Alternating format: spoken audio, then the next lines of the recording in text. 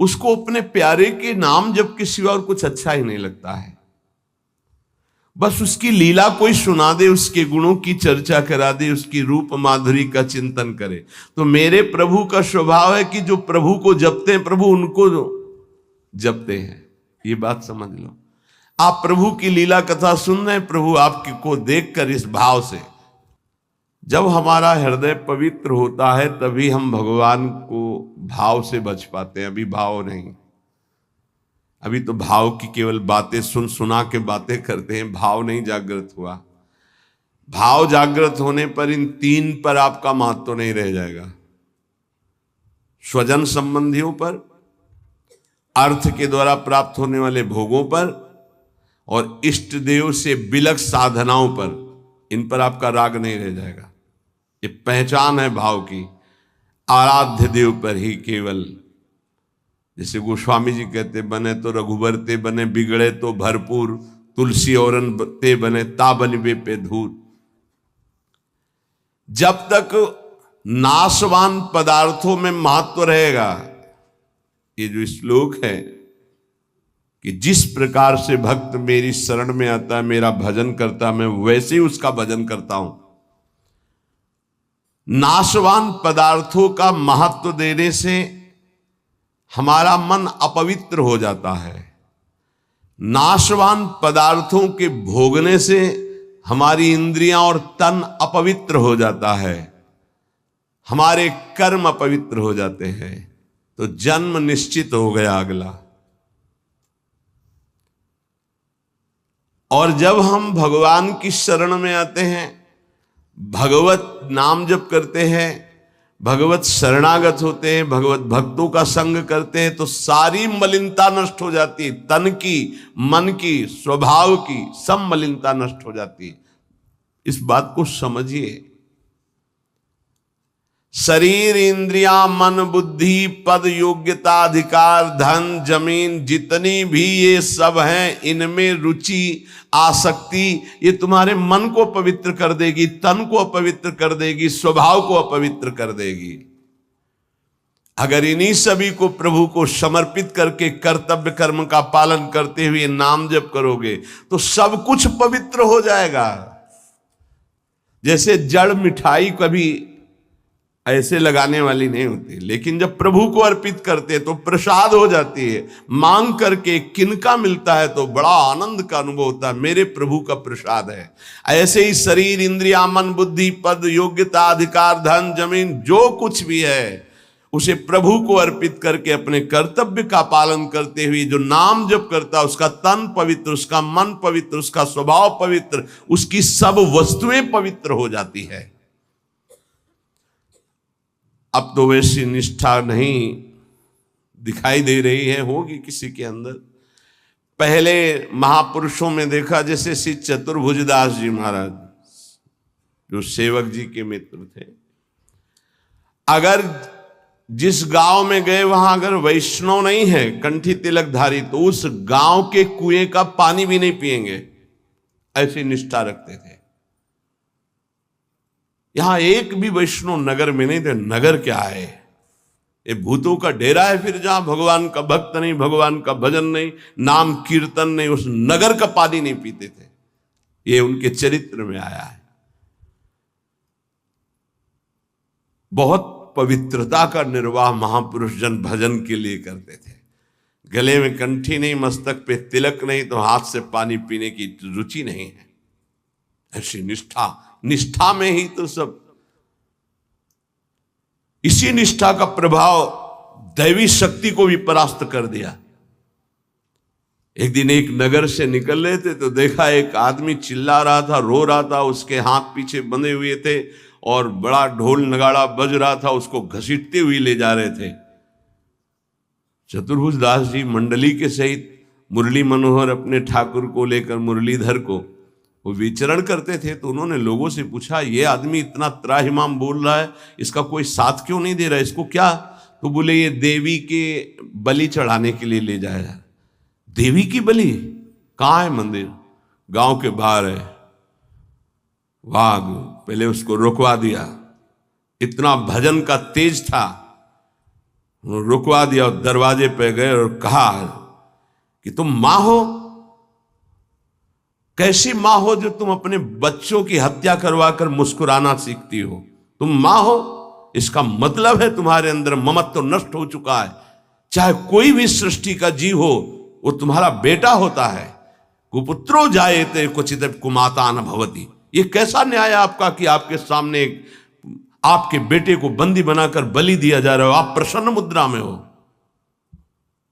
वहां के पुजारी ने कहा आप अंदर नहीं घुस सकते। बोले ये अंदर नहीं रह सकते। अब ठाकुर जी को साथ लेके तो देवी जी बाहर निकल आए, ठाकुर जी को सिंहासन पे विराजमान किया।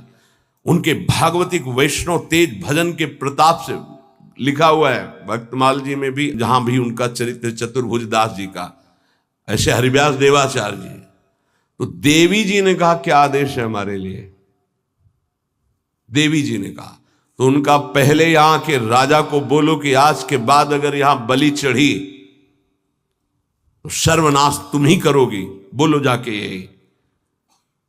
राजा को जाकर के देवी जी ने भय दिखाया और कहा अगर आज के बाद किसी भी जीव की हमारे ऊपर बलि चढ़ाई गई तो अब हम वैष्णवी हो गई है, आज के बाद को नहीं। हाँ, अगर बलि चढ़ानी तो नारियल नींबू आदि, ये नहीं, जीवों की बलि नहीं। कंठी बांधी देवी जी के और श्री जी के चरणारविंद की आसक्ति का मंत्र दिया देवी जी को चतुर्भुज दास जी ने। ठाकुर मुरलीधर को वहां विराजमान करके नाम कीर्तन बंद करा दी, प्रथा मुक्त करवा दिया। जो बलि के लिए लाए नाम बल, भजन बल। यदि आप प्रभु का आश्रय नहीं लिए, नाम जप नहीं कर रहे, तो यही शरीर, इंद्रियां, मन, बुद्धि, पद, योग्यता, अधिकार, धन, जमीन, ये तुम्हारे तन को मलिन, मन को मलिन, स्वभाव को मलिन और अगला जन्म निश्चित। जैसे कोई कहता है हम तो पिछले जन्म को मानते नहीं, अगले जन्म को मानते ही नहीं, तो तुम्हारे मानने न मानने से सृष्टि चल रही क्या? कि तुम मानोगे तो सृष्टि चलेगी, नहीं तो बंद हो जाए। हम मानते नहीं सूर्य उदय होता है तो सूर्य उदय बंद हो जाएगा क्या तुम्हारे मानने ना मानने से? क्या ईश्वर का संविधान और शासन आंख मूंदने से टल जाएगा क्या? तुम्हारे ऐसा कहने से टल जाएगा क्या? अगर नहीं मानते हो तो है कोई परम शक्तिशाली जो बरबस जीव को उसके कर्म को भुगवा रहा है कोई कर्म का प्रबल फल देने वाला महान ईश्वर जो सुख और दुख के चक्र में पूरी सृष्टि को फंसाए हुए है। उसी से मुक्त होने के लिए वही है एकमात्र जिसका आश्रय ले लो। भक्त को भगवान के स्वरूप का ज्ञान, भगवान का दर्शन, भगवान के साथ खेल खेलने का सौभाग्य, तीन बातें जो प्राप्त होती है ये ज्ञानी को नहीं प्राप्त होती है। भगवान के प्रेम स्वरूप, भगवान का दर्शन, संभाषण और भगवान के साथ खेलना, ये नहीं। ये बड़ी दुर्लभ बात भक्ति से प्राप्त होती, इसलिए सर्वोपरि भक्ति। जो भगवत परायण भक्त है उसमें शरीर और संसार की आसक्ति नहीं रहती। देख लो, शरीर और संसार की आसक्ति नहीं रहती। इस भगवत परायणता के लिए हठ पूर्वक बहुत नाम जपा जाए तब ये जागृत होती भगवत परायणता। हठ पूर्वक शब्द आया है। हठ पूर्वक हमको नाम जप करना बहुत कठिन है। नाम जप करना, बातें बना लेना अलग बात है, नाम जप करना बहुत कठिन है। अगर नाम जप हठ पूर्वक करोगे तो संसार शरीर की आसक्ति नष्ट हो जाएगी, भगवत परायण हो जाओगे, भगवान के तत्व का ज्ञान हो जाएगा, भगवान से प्रेम हो जाएगा, भगवान का साक्षात्कार हो जाएगा, भगवान से वार्ता होगी, भगवान के साथ खेलोगे। जब भगवत परायणता जागृत होती है तो कुत्ता, गधा, चांडाल जहां दृष्टि जाती है वहां श्री कृष्ण दिखाई देते हैं। विद्या विनय संपन्ने ब्राह्मणे गविहस्तनी स्वनी च सुपाके चा पंडिता समदर्शिना, ये तत्वबोध हो जाता है भक्त को, क्योंकि उसकी दृष्टि भगवत स्वरूप हो गई तो पूरी सृष्टि भगवत स्वरूप हो गई। किसकी? जो हठ पूर्वक नाम जप करता है। हठ पूर्वक मतलब स्वाद नहीं मिल रहा, कोई रुचि नहीं, पर गुरुदेव ने कहा इसलिए मुझे जप करना ही है। जब बिना किसी प्रयास के भगवत स्मरण चलने लगे, बिना कोई अटकल लगाए कि अरे सब में भगवान है और भगवान दिखने लगे, तो समझ लेना चाहिए कि अब हमारा कार्य पूरा हो गया है। सर्वत जैसे साधक देखेगा तो पहले स्त्री पुरुष दिखाई देगा, फिर भावना करेगा कि इसमें श्री भगवान है, लेकिन परिपक्व जब हो जाएगा तो ये ढांचे नहीं दिखाई देंगे, केवल भगवान दिखाई देंगे। साधक हठपूर्वक भजन करता है, लेकिन जब परिपक्व अवस्था आती है तो भजन करना, सोचो कितना आनंद होगा। भजन करना नहीं पड़ रहा, स्वाभाविक भजन हो रहा है, स्वाभाविक स्मरण हो रहा है। देखो, जल जड़ है, जल तत्व जड़ है, पर इस जल में जब रगड़ पैदा की जाती है तो बिजली पैदा हो जाती है। इसी प्रकार जो भक्त इस जड़ जिह्वा में नाम की रगड़ पैदा करते हैं तो इसे आध्यात्मिक अग्नि पैदा हो जाती है। यही सब पापों को भस्म करके, संचित कर्म को भस्म करके ये भगवत प्राप्ति कराती, ये समस्त विकारों पर विजय प्राप्त कराते हैं। जड़ जिह्वा पे जैसे बिजली घर्षण के द्वारा पैदा होती जल में, जल का परस्पर घर्षण होता है, उससे बिजली पैदा हो जाती है।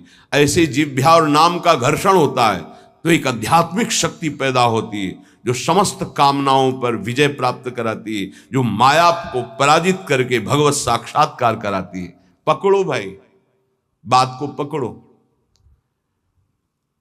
हमारा मन जो चाहता है वो करवा लेता, हमें सामर्थ्य नहीं, वो सामर्थ्य नहीं। देखो ना बिजली कहां पैदा हुई हो, कहां तक प्रकाश कर रही है।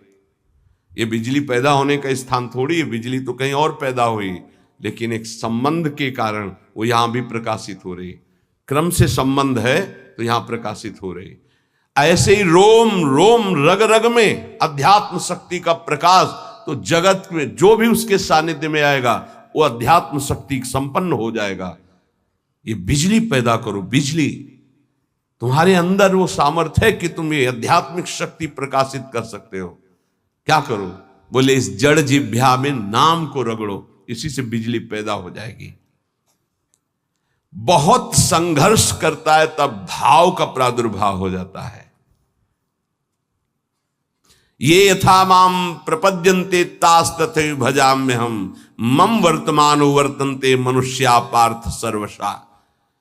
भक्त भगवान की जिस भाव से, जिस संबंध से उपासना करता है, भगवान वैसा ही दर्शन देते हैं। देख लो, जब जहां जैसा भक्तों ने भाव किया, भगवान वैसी ही लीला की। ऐश्वर्य भाव रखोगे तो ऐश्वर्य दिखाई देंगे, माधुर्य भाव रखोगे तो माधुर्य दिखाई देंगे। भगवान उसी प्रकार से भक्त के अनुभव में आते हैं जो जैसा भगवान के प्रति भाव रखता है। कोई भक्त भगवान को अपना गुरु मानता है तो भगवान श्रेष्ठ गुरु रूप में आ जाते हैं। अगर कोई भगवान को शिष्य मानता है, ऐसे संत महात्मा जन जो भगवान को शिष्य मानते हैं, तो भगवान एक श्रेष्ठ शिष्य बन जाते हैं। देखो, संदीपनी जी के शिष्य बने, विश्वामित्र जी के चरण चापे, वशिष्ठ जी के समीप बैठकर शिष्यत्व स्वीकार कर योग वासिष्ठ का प्रवचन सुना। यदि भगवान को माता माना जाए तो भगवान माता रूप में अनुभव देते हैं। भगवान को पिता माना जाए तो भगवान पिता रूप में अनुभव देते हैं।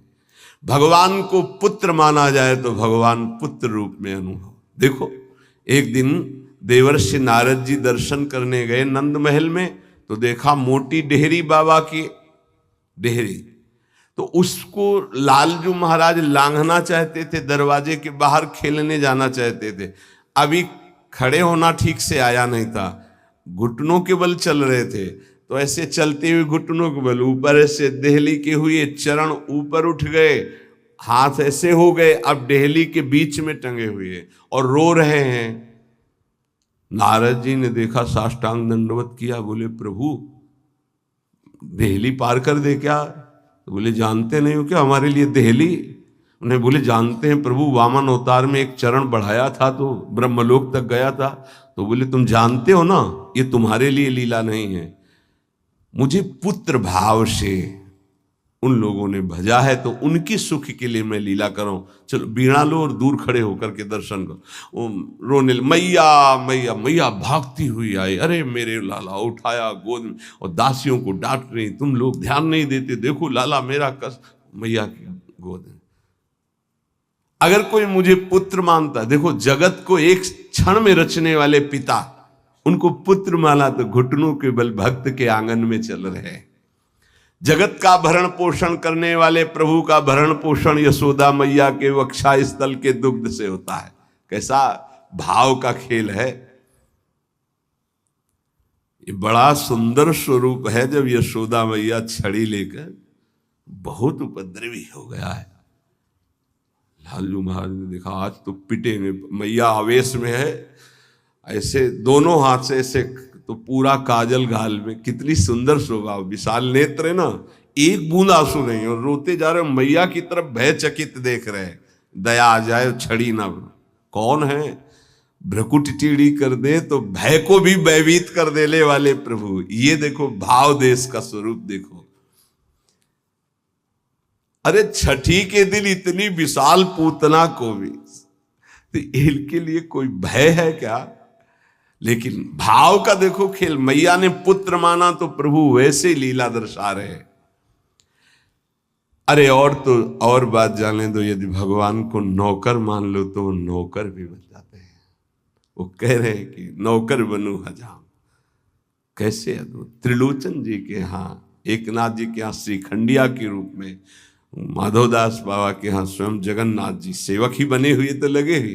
ये ऐसे भगवान से यदि अपनापन करके कोई भाव कर लो, वो आपको अनुभव कराएंगे। सच्ची कहते तुम पहचान नहीं पा रहे, रोज तुमसे मिलता है वो, हर क्षण तुमको देखता है क्योंकि तुम भक्त हो उनके, लेकिन तुम्हारे अंदर वो दृष्टि नहीं है इसलिए नहीं देख पाते। रोज मिलता है छलिया, वो रोज मिलता है वेश बदल कर। इसीलिए हर समय सावधान रहो, पता नहीं किस रूप में मेरा प्रीतम आकर के, हाँ, कहीं चूक ना हो जाए। त्रिलोचन जी के हृदय में था कोई ऐसा साधु सेवी मिले, क्योंकि मुझे इतना समय नहीं मिलता कि मैं संतों के पास बैठूं, उनके मन की बात पूछूं, फिर वैसा उनकी सेवा करूं। व्यवस्था सब हो जाएगी, कोई ऐसा नौकर में। भक्त के अंदर की कोई भी इच्छा भगवान अधूरी नहीं छोड़ते। मुझे कोई नौकर रख ले, 14 वर्ष की अवस्था, नौ किशोर अवस्था, मलिन वस्त्र धारण किए हुए, फटे पुराने, ऐसे जैसे नौकर धारण करते, सामने से निकले। और जगह बोलते जाके नहीं, केवल त्रिलोचन जी के दरवाजे में बोल सकते हैं ये कि मुझे नौकर रख ले। और किसी की हिम्मत ही नहीं, ब्रह्मा की भी हिम्मत नहीं, ब्रह्मा की भी हिम्मत नहीं कि इनकी तरफ ऐसे भाव से दे। ये भक्तों का खेल है। त्रिलोचन जी आओ आओ, हमें तो जरूरत है एक नौकर की, बस संत सेवा करवाने के लिए। आप क्या कर लेते हो? बोले बचपन से अनाथ हूं, मेरा कोई है नहीं, न माता न पिता न परिवार। तो झूठ भी नहीं बोल रहे, इनका कोई है ही नहीं, यही सब है तो इनका कौन है? बड़ा विचित्र खेल। भगवान शंकर का ब्याह हो रहा है तो शाखोच्चार बुलवाया जाता है, पीढ़ी के कुल परंपरागत। कहा गया हाँ आप अपने पिता का नाम लीजिए। भगवान शंकर ने कहा हम किसका नाम ले पिता के रूप में? चलो, ब्रह्मा जी की भ्रकुट से रुद्रावतार होता है, उनका ब्रह्मा जी, पिता ब्रह्मा और पितामह अभेद है हरि और हर। पर चलो, भगवान हरि की नाभि कमल से ब्रह्मा जी की भ्रकुट से रुद्रावतार, तो कहा हरि। प्रपितामह बोले शंकर। बाप बाबा के बाप बाबा है, अब उनके आगे कोई है नहीं तो क्या? बोलो प्रपितामह में शंकर को बोलो। नहीं, वो तो पहले बुलवाया है ना आपने, तो बोले पहले भी हमें बाद में भी हमें, बीच में भी हम हैं, ये हैं इनका। तो इनकी हर बात सत्य होती है। कह रहे हैं कि मैं अनाथ हूं, क्यों? ये सबके दीनानाथ हैं, इनका नाथ कौन हो सकता है? मेरे परिवार में कोई नहीं है, क्योंकि यही सबके परिवार है। इनका परिवार कब? चराचर जगत वही खुद बने हुए हैं। मेरे माता पिता ने, क्योंकि सबके माता पिता हैं। अच्छा, तो बचपन से हमको सेवा में बड़ी प्रवीणता है, हर कला हमको आती, पर साधु सेवा विशेष हमें रुचिकर है। अच्छा, तो तुम भोजन बना लेते हो? बोले एक बार बनवा दो, अगर संत अंगुली न चाटे तो बताना, इतना सुंदर। तो फीस क्या लोगे? पेमेंट क्या है आपकी? पेमेंट तो हम पैसे तो लेते नहीं, हमारी रुचि नहीं रहती पैसे में। लक्ष्मी जी चरण चापती, भगवान उधर नहीं देखते। नहीं तो आप कुछ तो होगी। बोले हाँ, थोड़ा भोजन ज्यादा पाते हैं हम। जितना हम भोजन पाएंगे तुम्हारी पत्नी पीसेगी, उसी के हाथ का पिसा पाएंगे, वही हमारे लिए बनाएगी। और 1000 संत आ जाएंगे, उनकी व्यवस्था हम करेंगे, तुम निश्चिंत रहो, कभी शिकायत नहीं मिलेगी। पत्नी से कहा समस्या का समाधान तुम ही हो। तो उनका कितना? आधा किलो आटे की रोटी पाएंगे। तो उनका इस भूल में मत रहना, अगर हम भरपेट पाएंगे तो 3-4 किलो तक पहुंच सकता है, हमें पीसना पड़ेगा। बोले शर्त है, अगर इतना कर सकती हो तो। और कभी किसी से कहोगी नहीं, अगर कह दिया तो फिर मैं नौकरी में नहीं रहूंगा। त्रिलोचन जी ने पत्नी से कहा, बहुत सेवा की भावना हमारे अंदर थी, ये पुष्ट हो जाएगी इससे, तुम इतना स्वीकार कर लो। ठीक है, दोनों टाइम का भोजन हम बना के पीस के तुम्हें पवाएंगी, और तुम संत सेवा। भगवान जैसे किसी के मन में चल रहा है कि आज बढ़िया कढ़ी बनती है ऐसी ऐसी, तो भगवान वैसे ही बना के सबकी सेवा में रत। अब तो वहां संत समाज आती, खूब नाम कीर्तन, खूब कथा। त्रिलोचन जी निहाल हो गए कि मुझे, और नाम पूछा तुम्हारा नाम क्या है? तो बोले अंतर्यामी। अंतर्यामी। जब से अंतर्यामी ये सेवक पधारा, तब से जो संत सेवा हुई, मन नाच पड़ा। भगवान को बार बार धन्यवाद देते, प्रभु ऐसा सेवक भेज दिया। और ये नहीं समझ पा रहे थे कि जिनको धन्यवाद दे रहे वही है ये। अब सुबह का पीसना 10 बजे तक पीस कर बना के खवाया, बर्तन मांजा, शाम के फिर पीसने का नंबर, क्योंकि उतना ही पाना है। वर्ष भर हो गया, कहीं जाने को नहीं मिला। एक दिन आया कि दोपहर थोड़ा समय में तो निकले, बगल में पड़ोसन मित्र थी उसके, वो गए। तो उन्होंने कहा कि बहन बहुत दुबली हो रही हो, कुछ बात तो है ही है, विचित्र चरित्र है। वो यही कहेंगे, कहना नहीं किसी से, पूरी बात ऐसे फैल जाएगी, क्योंकि महाराज ये स्वभाव रखा गया है। महाराज युधिष्ठिर जी ने ये शाप दे दिया था। जब सबको अर्घ दान दिया जा रहा था, तो माता कुंती ने कहा कि बेटा कर्ण को भी अर्घदान दे दीजिए, जो पित्त तर्पण आदि के मंत्रों द्वारा। तो उनका उसके कारण ही पूरे वंश का, कौरवों के विनाश हो गया। अगर वो साथ ना देता तो कभी हमसे युद्ध ही नहीं होता। ऐसे विपक्षी के लिए आप कैसे बोल दिए कि आप उसको पित्त तर्पण करो इस समय? माता आपकी बुद्धि कैसा निर्णय कर रही है? ऐसे धूर्त को तुम कह रहे हो कि मैं, जो द्रौपदी के लिए गंदे वचन बोला, जिसके बल से बलवान होकर दुर्योधन ने युद्ध किया, न जाने क्या क्या कष्ट सहना पड़ा। तो उनका बेटा तुमसे छुपाया था एक बात है। क्या? वो तुम्हारा बड़ा भाई है। कर्ण मेरा बड़ा भाई? तब उन्होंने कहा, मां अगर तुम इतना कह देती तो मैं पैर छूकर जे ही उसके सामने झुकता तो पूरा बच जाता, राज समाज नहीं मारा जाता, क्योंकि उसी के बल से दुर्योधन बलवान होकर लड़ रहा था। हमें कोई वैर होता ही नहीं। जब कर्ण को हम अपना राज्य दे देते तो दुर्योधन का मित्र ही था, कोई झगड़ा ही नहीं होता। मां ये बात पहले क्यों नहीं बताई? आज से मैं शाप देता हूं, कोई भी विशेष गुप्त बात माताओं के हृदय में ना टिके। संसारिक बात की क्षमता को सह पाना कोई महाभागवत की ही बात है। तो उन्होंने कहा कि कहना नहीं। अरे बोले दीदी तुम विश्वास मानो, कभी कहा है हमने? बोले एक नौकर आया है, बस कहना नहीं। बोले नहीं, किसी से नहीं। एक नौकर आया है, वो बहुत सेवा करता है पर खाता बहुत है, और उसको बना बना के हम ही को खवाना होता है, इसलिए हम दुबली भी हो गए, तुमसे मिलने भी नहीं आ पाए। लेकिन कहना नहीं, वो चला जाएगा। जब लौट के आई तो हाँ नहीं थे, अंतर्यामी भगवान नहीं। त्रिलोचन जी तो हाँ अंतर्यामी कहाँ गए, खूब ढूंढा नहीं मिले, बहुत विकल होके रो रहे थे। उसी समय उसी रूप में भगवान प्रकट हुए। मालिक, अरे अंतर्यामी, जो ही नजदीक जाने की कोशिश तो देखा ललित त्रिभंगी भगवान से। प्रभु आप। बोले मैं ही तो था, तुम क्या समझते तुम्हारा कोई और नौकर था? मैं ही नौकर था। मैं तुम्हारी इच्छा की पूर्ति के लिए स्वयं नौकर बना हुआ। अगर आपका भाव बन जाए भगवान के प्रति तो भगवान नौकर बन जाए। देख लो, जहां अर्जुन जी की पादुकाएं हैं वहां भगवान बैठे हैं, और जहां भगवान की पादुकाएं रखने की चौकी होती वहां भगवान शंकर सनकादि नमन करते हैं।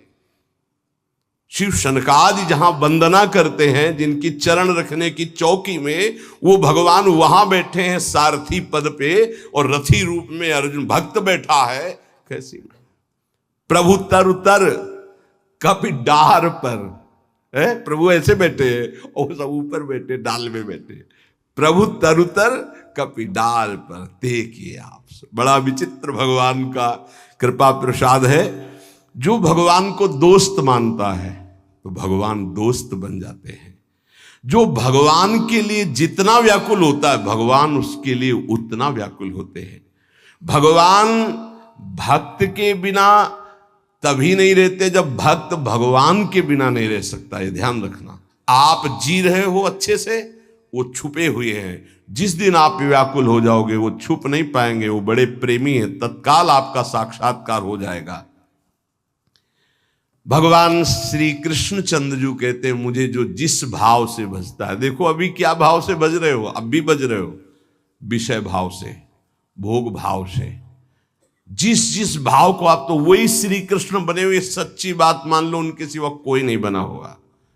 वही है मत्ता परतरम नान्यत किंचित अस्ति धनंजय, किंचन मात्र हे धनंजय, मेरे सिवा कुछ नहीं है। इसलिए आप भगवान से अपनापन कीजिए। जो वस्तु चाहोगे वो बन करके आपके समीप आ जाएंगे। वही है वस्तु में, व्यक्ति में, स्थान में। देखो वही बनने वाले हैं, वही बनाने वाले हैं। जो वस्तु बनी वही बने हैं, पक्का समझिए। जिस समय हमारा ज्ञान दूर हो जाएगा तो ये बात समझ में आ जाएगी। वही जैसे बछड़ा और सखाओं का अपहरण किया तो सखा भगवान बन गए, उनके कपड़े बन गए, छड़ी छीका बन गए। वैसे ही रंग के बछड़ा, उतने ही बछड़ा, उतनी आयु के, ऐसे ही भगवान चराचर जगत बने हुए हैं। इसलिए हमारे अंदर भगवत भाव जागृत हो जाए तो निश्चित